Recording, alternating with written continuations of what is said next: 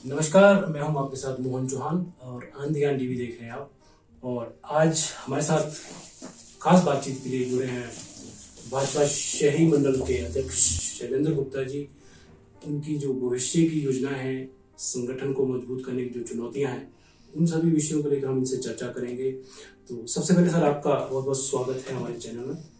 धन्यवाद मोहन चौहान जी। जी सर। पहले तो मैं आपका धन्यवाद करता हूँ कि भी आप पहले पत्रकार हैं जिन्होंने मेरे को निर्वाचित होने के बाद इस इंटरव्यू पे भी बुलाया, और आपने जो मुझसे बात पूछी है कि संगठन की दृष्टि से मेरा सबसे पहला काम ये होगा कि हमारे सभी कनिष्ठ और वरिष्ठ कार्यकर्ता सब मिलजुल कर कार्य करें और एक माला की तरह सब लोग, पीछे से थोड़ा सा कुछ लोगों में आपस में जो भेदभाव हुए हैं, मैं उसको सबसे पहला अपना कार्य मानूंगा। यदि मैं उनके आपस के जो मन मुटाव है उसको कम कर सकूं या खत्म कर सकूं और पार्टी एक दिशा में और एक ही आवाज में और एक ही दिशा में चले, ये मेरा सबसे पहला ये मतलब जिसको कहते हैं कि भी काम करने का सबसे पहला तरीका मेरा यही। कहीं ना कहीं एकजुटता की आप बात कह रहे हैं जी गुप्ता जी। पिछले 15 साल से सोलन जीत नहीं पा रही है, सोलन विधानसभा सीट खासकर, क्या रीजन हो सकते हैं और क्या कमियां खामियां दिखती है आपको? चौहान साहब, जो आपने ये बात बोला है, ये बिल्कुल मैं इस बात को मैं खुद मानता हूँ। लेकिन पिछली विधानसभा में तो हम सोलन शहर में भी पिछड़ गए, जो पहले कभी नहीं पिछड़ते थे। तो ये एक चैलेंज के तौर पे हम इसको वो करेंगे। जब मैं पहली बार बना और मुझे बोलने का मौका मिला कार्यालय के अंदर, तो मैंने उनको एक ही बात स्पष्ट की थी कि 17 में से जो नगर निगम के आगामी चुनाव है, मेरा लक्ष्य 17 में से 15 जो हमारे वार्ड हैं उस पे भारतीय जनता पार्टी का परचम लहराए।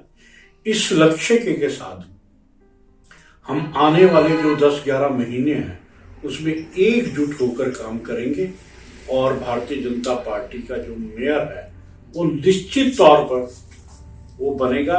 ये इसी कार्य की शैली से हम कार्य करेंगे। जी बिल्कुल सर। देखा गया है कि जो आपका यहाँ से उम्मीदवार चुना जाता है, पार्टी जिसको उम्मीदवार बनाती है, संगठन की जो कमियां खामियां उसमें गुटबाजी की वजह से उसको पूरा सपोर्ट नहीं मिलता, ऐसे आरोप लगते रहे पूर्व में।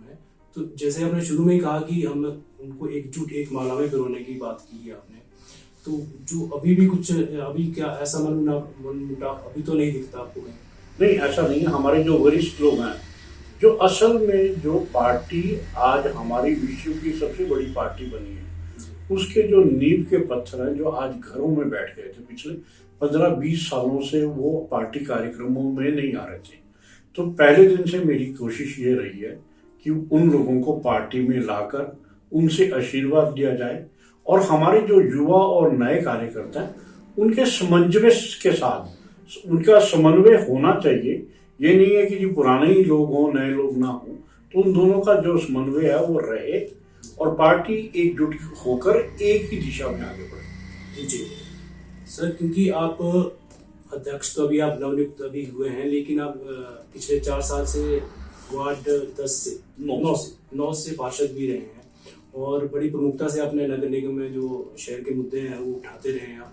और हाल फिलहाल में अभी भी आपने एक जो पानी की दरें बढ़ी है सरकार की तरफ से, उसको लेकर भी आपने एक रोष रैली भी निकाली और अपना एक जो इरादे थे वो भी जाहिर किए कि इसमें अगर ये वापस नहीं होता है तो हम इसको आंदोलन के रूप में परिवर्तित करेंगे।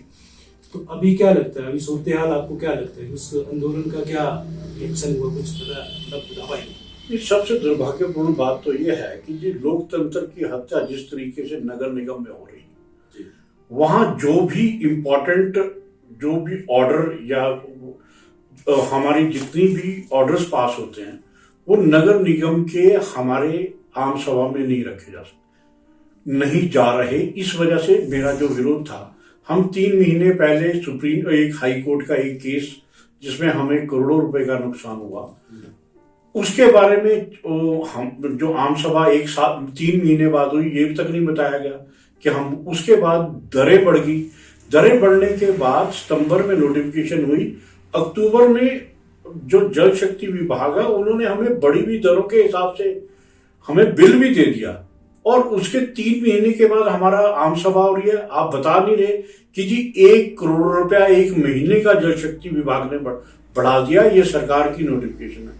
तो ये जो मैं कह रहा हूं कि भी जो लोकतंत्र की हत्या, जो आम लोगों से जो जुड़े हुए मुद्दे हैं और फाइनेंस के मुद्दे, इतने बड़े बड़े मुद्दे हैं, यदि वो अपने पटल पे लेके नहीं आएंगे, उस पर चर्चा नहीं करेंगे, तो आप ये देखिए, तो ये तो लोकतंत्र इस तरीके से तो हम लोगों को चुन के नहीं भेजा हुआ कि वहां कोई भी ऐसा डिसीजन है हम मिलजुल कर उसके ऊपर बात करें। हम हाई कोर्ट में केस हारे, क्या हमें अपील में जाना चाहिए या नहीं जाना चाहिए, हमारी कहाँ गलती रहेगी, तो उसको हमें सुधारना चाहिए कि नहीं। आप अपने ऑर्डर और जितने भी अधिसूचनाएं आ रही हैं उनको फाइलों में दबा रहे हैं, तो इस तरीके से वहां हमारे रेवेन्यू का भी नुकसान हो रहा है, लोकतंत्र का भी नुकसान हो रहा है, और सोलन की आम जनता का भी नुकसान हो रहा है। इसीलिए हमने उसको वॉकआउट किया था। जी तो जी, कहीं ना कहीं जो नगर निगम है वो एक रनिंग की सरकार है, उसमें बीजेपी और कांग्रेस ने एक दूसरे को सपोर्ट किया है, उस जग जाहिर है आपके भी डिप्टी मेयर हैं वहाँ पे, और जिस प्रकार से परिस्थितियां बनी है, कहीं ऐसी बातें भी हो रही कि अविश्वास प्रस्ताव लाएंगे, तो आपको क्या ऐसा कुछ लगता है? ये जो मर्जी लेके आए, हमें उससे कोई मतलब नहीं है। जहां भी आम जनता की बात होगी, अविश्वास लाएं, विश्वास लाएं, जहां भी कुठाराघात होगा आम जनता के इंटरेस्ट के साथ, भारतीय जनता पार्टी ने कोई भी कुछ नहीं लेना देना। उनका यह है कि जब लोगों ने हमें चुन के भेजा है, हम जनता की हित की कोई भी लड़ाई होगी, हमारे लिए कोई पद महत्वपूर्ण नहीं है। हमारे को जनता ने इसी विश्वास से वोट दी थी कि भी जो काम है वो अच्छे तरीके से होना चाहिए और जनहित में होना चाहिए। आपने कहा कि अगले जो वर्ष जो नगर निगम के चुनाव आने वाले हैं, इसमें भाजपा बहुमत से आएगी, तो ऐसा क्या विजन है आपका कि जो शहर में अभी नहीं हो रहा लेकिन वो डेवलपमेंट प्लान होना चाहिए और उस पूरे शहर का एक संपूर्ण विकास होना चाहिए, तो ऐसे कौन से ऐसे बिंदु हैं जिन पर आप फोकस करना चाहेंगे? देखो, पहले तो कुछ पृष्ठभूमियां हैं जो लोग अपने आप उनसे पूछ रहे हैं। जब आपने अपना घोषणा पत्र बनाया था, मुफ्त में पानी की बात की, और जब आप गद्दी पे बैठे तो आपने कहा कि हम 3 महीने में 100 रुपए में पानी देंगे, जो घर से जो कूड़ा है उसको हम मुफ्त इकट्ठा करेंगे। उसके बाद जो आपने किया उसके बिल्कुल विपरीत किया। जनता के मानसिक पटल पे आज तक ये बात है।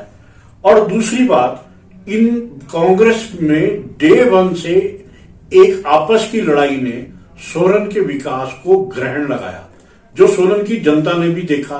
मंत्री जी कभी ए पार्टी में जुड़ जाते हैं, कभी बी पार्टी में जुड़ जाते हैं, कभी ए बी को A+B करने की उन्होंने कोशिश ही नहीं की, और वो जो सारा है वो सारा जनता ने देखा। अब वो जनता बिल्कुल इनको सबक सिखाने के लिए तैयार है। कोई इनसे मास्टर प्लान नहीं पिछले 5 सालों में बना। भ्रष्टाचार में ये लिप्त रहे। और आप ये देखो, ये भी हिमाचल के इतिहास में पहली बार बना कि भी एक कागजों में जो आदमी को जिंदा इन्होंने जला दिया। तो वो ये सारी कार्यशैली जो है वो सोलन की जनता के बीच में रोष के तौर पे इस समय भरी हुई है, और जनता मौका ढूंढ रही है कि भी कब ये चुनाव में आए, और ये कोई बड़ी बात नहीं है, इनमें से एक भी ना जीत गया है। जी जी, तो ये थे शैलेंद्र गुप्ता जी, शहरी मंडल भाजपा के अध्यक्ष। इन्होंने अपने भविष्य की योजनाएं बताई और शहर में किस प्रकार की जो समस्याएं उत्पन्न हुई है और किस प्रकार के इनको जो इसका सॉर्ट आउट होना चाहिए, उस पर भी इन्होंने अपने विचार रखे। तो इसी तरह के इंटरव्यूज के लिए आप हमसे जुड़े रहें। नमस्कार।